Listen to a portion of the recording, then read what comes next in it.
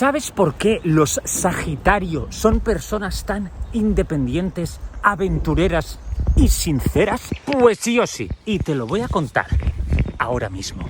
Eso sí, te voy a dar una explicación mitológica. Eso sí, no me mata una araña antes, porque es que es la época en la que las arañas hacen sus telarañas de árbol a árbol y yo pues camino y me las como. Y me sabe muy mal, para que veáis lo muchísimo que me la juego para contaros chismes mitológicos. Prepárense un buen té, o café, o mate, o brebaje similar y siéntense.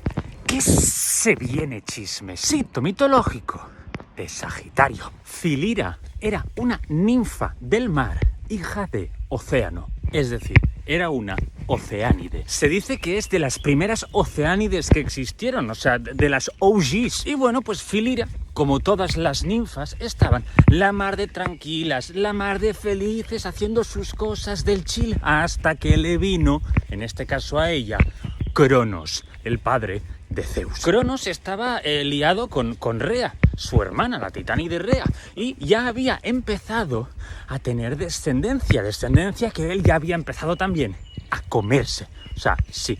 Y entonces, cuando iban ya pues por el tercer hijo, quizás, se había comido ya a los 3 primeros, y Rea estaba embarazada del cuarto, aún no era Zeus, era el cuarto, pues se ve que Cronos vio a esta ninfa, a Filira, y dijo: "Oh, me gusta". Se lo hizo saber a la ninfa, pero la ninfa le dijo: "No, muchas gracias, tú a mí". Lo rechazó, vamos. Y eso a Cronos, pues, para sorpresa de nadie, no le sentó bien. Y no supo gestionarlo, ni mucho menos aceptarlo. Rea estaba preocupada por sus hijos, porque estaba viendo que Cronos, pues, se comía a sus hijos y estaba en plan: ¿qué le pasa? ¿Qué está pasando? No sé qué pasa. Claro, Cronos, por si no os acordáis o no lo sabéis, se comía a sus hijos porque su padre Urano, el cual él le había cortado los huevos por petición de su madre, Gea, porque le estaba destrozando la vida, pobre Gea, pues le había dicho, Urano le había dicho a Cronos que tus hijos te destruyan como tú me has destruido a mí. Entonces Cronos se rayó mucho con eso y dijo: pues ya está, si tengo hijos me los como y así pues no tengo ese problema. Esto en su cabeza era espectacular. Entonces Rea, que estaba rayada con eso, pues empezó a ver como que Cronos hacía unos viajes, ¿no? O sea, como que se iba en momentos en los que no solía irse, porque Cronos era comer, dormir y estar con ella. Fin. Y empezó a hacer estas cosas raras y dijo: aquí pasa algo, me estoy sospechando, voy a ver. Cronos lo que estaba intentando hacer aquí era pues perseguir a la ninfa, a Filira, para posteriormente pues secuestrarla y pues estar con ella sin el consentimiento de la ninfa. La ninfa, claro, vivía aterrorizada intentando huir todo el rato del titán Cronos. Cronos no quería que Rea pues lo pillara y en vez de decir: voy a dejar en paz a la ninfa, que ambas me lo van a agradecer, dijo: calla, me voy a transformar en un caballo, sí, y voy a perseguir a la ninfa, transformado de caballo, así ni una ni otra van a sospechar. Y eso hizo. Se convirtió en un caballo, persiguió a Filira y al final la capturó. Y Filira se quedó embarazada. Y claro, vosotros diréis: hostia, si se quedó embarazada de Cronos, entonces Cronos fue a por esa criatura también, ¿no? Para comérsela, para que no pues la derrotara, como había dicho la profecía de su padre Urano. Pues no. No hay constancia de que Cronos persiguiera a Filira una vez estaba embarazada. Pero igualmente ella lo que hizo fue huir al monte Pelasgo. Y allí dio a luz sola y nació un niño o un caballo o las dos cosas. Acababa de nacer el primer centauro, Quirón. ¿Pero por qué había nacido mitad caballo? Pues como Cronos se había transformado en un caballo, pues se mezcló ahí eso. Pero claro, Filira, al ver que había dado luz a este híbrido, que nunca había visto nada igual, insisto, pues pensó: va a sufrir muchísimo, no va a poder vivir bien, va a sufrir de alguna manera, porque no he visto nada nunca parecido que le haya ido bien en la vida, ¿no? Pensó ella, se empezó a rayar muchísimo, claro, no era capaz ni muchísimo menos de quitarle la vida y que no sufriera, ya estaba convencida de que iba a sufrir. Entonces, ¿qué hizo?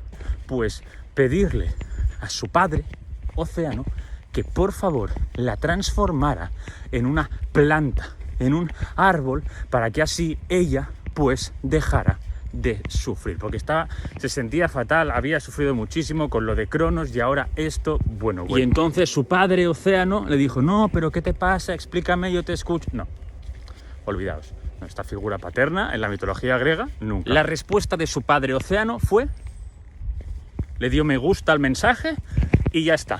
Y posteriormente, bueno, inmediatamente, Filira se convirtió en un árbol, el árbol de Tilo, que es un árbol que se llama Tilo.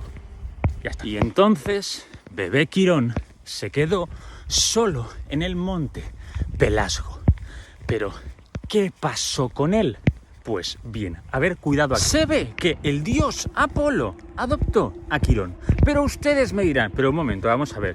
Pero si aún ni siquiera había nacido Zeus, el padre de Apolo, y aún falta la titanomaquia, que fueron 10 años, pero ¿qué? What is happening here? A ver, un momento. Como el tiempo como tal aún no existía, porque existió después de la titanomaquia, que fue el mismísimo Cronos el que empezó a contar, pues no hablaremos en estos términos, no usaremos este lenguaje. No, pero sí, nace uno primero, segundo, no hay primero, segundo, no hay nada. Igual estamos entrando aquí en un colapso filosófico, ¿vale? Pero es así, tú accept it. Tú imagínate a bebé Quirón así esperando en el monte Pelasgo.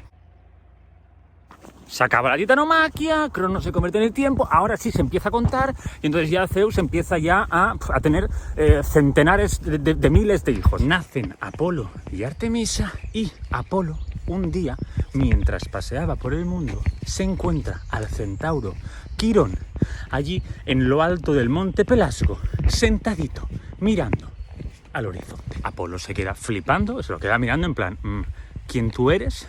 Y Quirón le dice, Quirón, mi nombre es Quirón. Y se queda el dios Apolo así en plan, vale, y dice, bueno, no me has preguntado, pero yo soy Apolo. Lo sé, todo. Claro, pensad que Quirón había estado todo ese tiempo, o sea, lo que no era tiempo, y lo que ya sí era tiempo, ahí, a su rollo, observando todo lo que pasaba. Claro, era un pozo de sabiduría. Y eso a Apolo, lejos de hacerle sentir como inferior a él, ¿no? De sentirse intimidado por su exceso de conocimiento, se sintió fascinado y le dijo, tú y yo, best friends forever, mi rey. Pensad que Apolo, claro, era el dios de la perfección, ¿no? Del orden, de la razón. Él admiraba todo eso, ¿sabes? Entonces se convirtió en ese tipo de dios. Pero antes, o sea, nada más, entre comillas, nacer, que conoció a Quirón y todo, pues él vio eso en Quirón y lo admiró muchísimo. Y dijo, claro, es que tú y yo podemos hacer grandes cosas. Vio en él una oportunidad muy grande de expandir lo que para él, ¿no? Era pues lo correcto. Apolo enseñó al centauro a pues disparar con arco, ¿no? Y un poco el arte también de la lucha, porque él pues sabía todo lo teórico, pero lo práctico, ¿no? Pues al haber estado tanto tiempo solo allí en el monte Pelasgo, pues no había podido como enfrentarse a nadie, tal, y bueno, total, que lo instruyó en eso y entonces ya el centauro se convirtió en un ser, o sea, pero rico en sabiduría, en conocimiento, en práctica de la lucha, de todo, en plantas medicinales, de todo. Entonces Apolo lo convenció para convertirlo en una especie de mentor. Y eso al centauro al principio le pareció bien, le pareció genial, porque era como, claro, ahora sé todo esto, tengo que compartirlo de alguna manera, tengo que darle una utilidad, no solo el hecho de, vale, ya lo sé todo, ahora qué hago con esto, ¿no? Tengo que también ayudar a pasar mis conocimientos a otros. Genial, tremendo plan. Apolo, mis dieces. Y Apolo, en vez de decir, mira, Quirón, empieza primero con ese de allí, un mortal random al cual le puedas pues instruir en todo lo que sabes, dijo, calla, vamos a empezar con un hijo mío. Sí, Apolo dijo, venga, tú serás el experimento número 1. Se lo dijo a su hijo, Asclepio. Ya os conté toda la historia de Asclepio, o sea, esto será muy resumido. Asclepio, básicamente, con todo el conocimiento que le transfirió el centauro Quirón, pues se acabó convirtiendo en el primer médico. Pero Asclepio se acabó haciendo con una poción que tenía sangre de gorgona, no se la dio Quirón, ni mucho menos, y con esta poción, pues lo que pudo hacer fue resucitar a muertos. Es como que se había pasado el juego siendo médico. Y eso, obviamente, hizo enfadar muchísimo al dios Zeus. ¿Y qué hizo Zeus?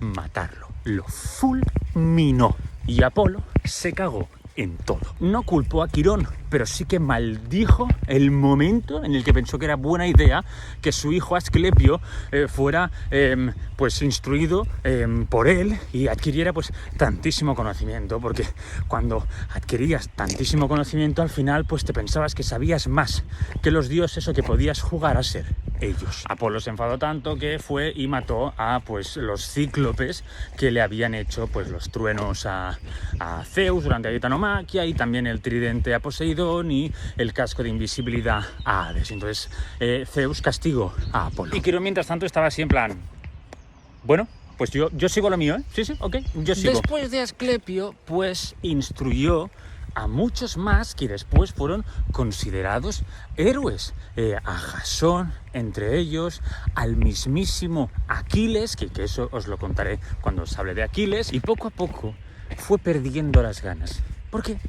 Pues no acababa de sentirse realizado. Pensad que él es que lo sabía todo, y a los únicos que se encontraba, con los únicos que se comunicaba, era para él pues instruirlos. Y ya está, o sea, era un dar, pero no recibir. Pero un día sí que recibió. Concretamente recibió un flechazo de Hércules en todo el pecho. Hércules no lo quería matar, pero se estaba peleando con otros centauros y pues vio ahí un centauro y disparó, y no se dio cuenta de que había disparado a Quirón, que estaba intentando ahí pues mediar, ¿no? y que se parara pues la pelea. Pero al final pues acabó recibiendo. Y recibió la flecha esta con el veneno de Hidra y acabó muriendo. Pero Quirón fue tan importante, tan relevante, había aportado tantísimo, que al final fue ascendido por el dios Zeus al cielo, como la constelación de Sagitario. Y es por eso que los Sagitarios son aventureros, porque quieren vivir experiencias y que no les pase como su antepasado Quirón, que vivía aburridísimo, pobrecito mío. También son independientes porque no se quieren atar al 100% a nada ni a nadie, para que no les pase también como a Quirón, que se había comprometido a ser instructor. También se dice que son muy de tener la mente pues muy abierta, porque les encanta adquirir nuevos conocimientos, algo que Quirón no podía hacer porque ya lo sabía todo. También se dice que son muy sinceros, porque no quieren que haya pues malos entendidos, aunque a veces con su sinceridad pues pueden herir, pero en ningún caso es subjetivo, y les importa, o sea, que son cuidadores también. Pero eso sí, llevan su arco y sus flechas siempre, cuidado, que si les hieres.